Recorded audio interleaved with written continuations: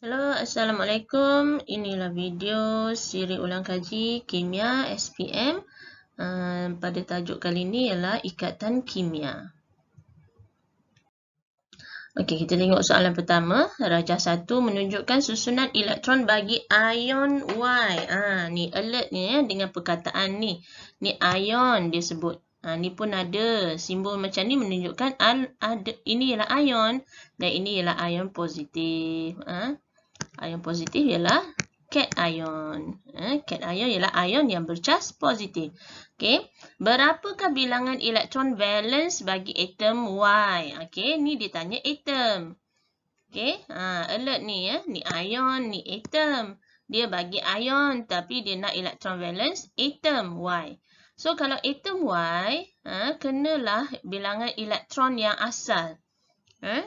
Ini sekarang bilangan elektron bagi ion Y ni kita ada 10 elektron. Okey, ini bukan yang asal. Nampak ada bercas 2 positif. Ini menunjukkan bahawa ada 2 elektron yang asal tu didermakan. Kenapa atom ni nak dermakan elektron? Tujuannya ialah untuk mencapai susunan elektron oktet yang stabil. Okey, so atom tu nak stabil, jadi dia akan dermakan 2 elektron. So bercas 2 positif ni maksudnya dia dah derma 2 elektron dia yang asal. Jadi elektron valence bagi atom Y ialah 2. Bilangan elektron yang asalnya ada 12. 12 elektron. Okey, ikatan datif ialah sejenis ikatan kovalent. Okey, ikatan datif boleh dijumpai dalam. Okey, kita tengok dulu apa maksud ikatan datif. Ikatan datif atau juga boleh dikenali sebagai ikatan koordinat merupakan sejenis ikatan kovalent. Kalau kovalent ni maksudnya melibatkan perkongsian elektron antara atom. Okey, yang mana perkongsian dalam ikatan datif ni pasangan elektron yang dikongsi berasal dari satu atom sahaja. Biasa kalau ikatan kovalent, dia kongsi elektron tu, ada 2 atom berkongsi elektron, jadi masing-masing akan menyumbangkan sama banyak bilangan atom. Tapi kalau ikatan datif ni, satu atom sahaja menyumbangkan elektron untuk perkongsian. Jadi ikatan datif ni wujud dalam, kalau kita tengok sini, dalam ion amonium. Dalam amonia, urea, nitrogen ni hanyalah ikatan kovalent. Okey, so sini kita ada ni, ini ialah molekul amonia. Amonia, apa beza amonia dengan ion amonium? Amonia ialah NH3. Okey, sini ni molekul amonia. Nampak dalam molekul amonia, nitrogen ni dia ada lebih 2 elektron. Lebih di petala valence dia tu ada 2 elektron yang tak mempunyai ikatan dengan mana-mana atom. Yang ni ada ikatan dengan atom hidrogen. Ini ialah ikatan kovalent. Satu atom hidrogen sumbangkan 1 elektron. Atom nitrogen sumbangkan 1 elektron bagi setiap ikatan. Okey, jadi ada 3 ikatan kovalent tunggal situ. Tapi yang ni tidak ada ikatan dengan mana-mana atom. Jadi tiba-tiba ada satu ion hidrogen. Tiba-tiba tanpa ada elektron dalam petala dia, berkongsi dengan elektron yang atom nitrogen yang ada. Berkongsi kat situ. Jadilah ion amonium dan hidrogen tu pun mencapai susunan elektron duplet yang stabil. Rajah 2 menunjukkan atom unsur Q dan unsur R yang bertindak balas untuk menghasilkan sebatian S.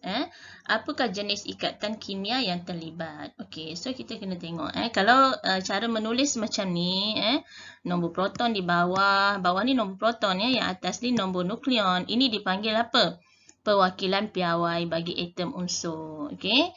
So kita ada yang bawah ni kita perlu tahu ini ialah nombor proton. Jadi nombor proton atom Q ialah 12, nombor proton atom R ialah 8. Jadi kalau 12 ni kalau kita buat susunan elektron 2 8 2. R ni susunan elektron atom R 2 6. Jadi daripada susunan elektron ni kita tahu atom Q ni berada di kumpulan 2. Kenapa? Kerana elektron valence-nya 2. atom R, unsur R berada di kumpulan 16 kerana elektron valensnya ialah 6. Jadi kalau atom Q kumpulan 2 ini ialah logam. Kumpulan 2 semua logam. Kalau R kumpulan 16 ini ialah bukan logam. Okey. So, ikatan yang terbentuk antara atom logam dengan atom bukan logam ialah ikatan ion. Kerana apa? Kerana melibatkan pemindahan elektron. Atom logam akan mendermakan dua elektronnya ni. Atom bukan logam, atom R ni akan menerima dua elektron. Okey. Jadi ikatan ion terbentuk. Okey, next. Unsur Q bertindak balas dengan oksigen membentuk satu sebatian dengan formula QO2. Ni So, kena tengok formula ni betul-betul ni. Apakah susunan elektron yang betul bagi Q? Okey, diberi proton, nombor proton oksigen sama dengan 8. Okey. Kalau kita lihat pilihan jawapan di sini, kita ada A ni kumpulan 1. 2 1 kan, B kumpulan 2, C kumpulan 3, D kumpulan 4. Tengok berdasarkan elektron valence ni. So kalaulah unsur kumpulan 1, susunan elektron dia 2 1, unsur kumpulan 1 bila membentuk oksida logam dia akan membentuk dengan formula katalah Q Q2O bukan QO2. Kenapa? Katalah Q ni unsur kumpulan 1 sekiranya jadi Q akan bercas positif 1. Oksigen bercas ion oksida 2 negatif. Jadi kalau kita silang kita akan dapat Q2O. Jadi tak betul lah, bukan A. Kalau B, sekiranya Q tu ialah kumpulan 2. Jadi dia akan punya formula ion dia Q2 positif. Oksigen, ion oksida O2 minus. Jadi pun sekiranya silang ni, formula dia tak dapat QO2, dia akan dapat QO. So, bukan jawapan B, bukan A. Begitu juga C. C kalau 2, 3, ini maksudnya kalau kita silang, dia akan jadi apa? Q, formula dia akan jadi Q2O3. Salah juga kan? Jadi, susunan elektron yang betul bagi Q ialah D24. 24. Okey, next. Rajah 3 menunjukkan susunan elektron bagi satu sebatian kimia. Apakah unsur-unsur yang diwakili oleh W dan Z? Okey, so kita tengok betul-betul rajah ni. W ni, ion W bercas 2 positif. Maksudnya W ni asalnya ialah 28, susunan elektronnya 282. Okey, maksudnya W ni dalam kumpulan 2. Okey, dan Z ni, atom Z, susunan elektronnya ialah 226. Sekarang ni 28 sebab ini ialah ion Z. Nampak ada 2 negatif ni. Maksudnya susunan elektron atom Z ialah 26. Okey, menunjukkan bahawa W ni kumpulan 2. So, kita pun carilah. Ataupun kita mungkin dah hafal. Kita memang patutnya dah hafal kan. 20 unsur yang pertama dalam jadual bekalan unsur dah hafal. Okey. So, kalau kita dah hafal, jadi kita dah tahulah bahawa unsur ni sebenarnya ialah magnesium. W ialah magnesium dan Z ialah oksigen. So jawapan dia B. 20 unsur pertama hafal ni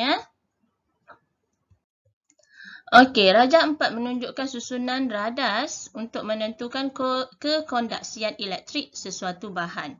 Ini dalam subtopik yang terakhir So kita perlu tahu apakah sifat-sifat sifat fizik bagi sebatian kovalen dan sebatian ion. Jadi bahan X, apakah bahan X yang bolehkan mentol menyala? Kalau nak suruh mentol ni menyala, X ni mestilah elektrolit. Kan? Elektrolit. Jadi kalau elektrolit ni yang boleh mengalirkan elektron, boleh mengalirkan arus elektrik dalam keadaan leburan dan larutan aqueous ialah sebatian ion. Sebatian kovalen memang tidak boleh mengalirkan arus elektrik. So, kalau kita tengok sini, pilihan jawapan sebatian ion yang ada di sini ialah 1 dan 4. Kan? Okay, so jawapan dia ialah D. 1 dan 4B. Bukan D. Okey, antara berikut yang manakah sifat tetraklorometana? Ingat ke tak ingat tetraklorometana ni? Tetraklorometana formula dia apa? CCl4. Ada 1 karbon, ada 4 klorin. Kalau kita lukislah ikatan kovalen dalam tetraklorometana, dia jadi macam ni. Ingat kot ni, macam ni kan? Tetraklorometana. Okey, jadi tetraklorometana ni, ditanya apakah sifat? Yang mana satu sifat? Kita tahu tetraklorometana antara karbon, atom karbon dengan klorin, ini ialah sebatian kovalen. Jadi sebatian kovalen apa sifat-sifatnya? Sebatian ion boleh mengalirkan arus elektrik dalam keadaan leburan atau larutan aqueous. Sebatian kovalen tidak boleh mengalirkan arus elektrik dalam apa juga keadaan. Sebatian ion punya takat lebur dan takat didih yang tinggi, manakala sebatian kovalen takat lebur dan takat didihnya rendah. Sebatian ion larut dalam air tetapi tidak larut dalam pelarut organik. Dan sebatian kovalen tidak larut dalam air tetapi larut dalam pelarut organik.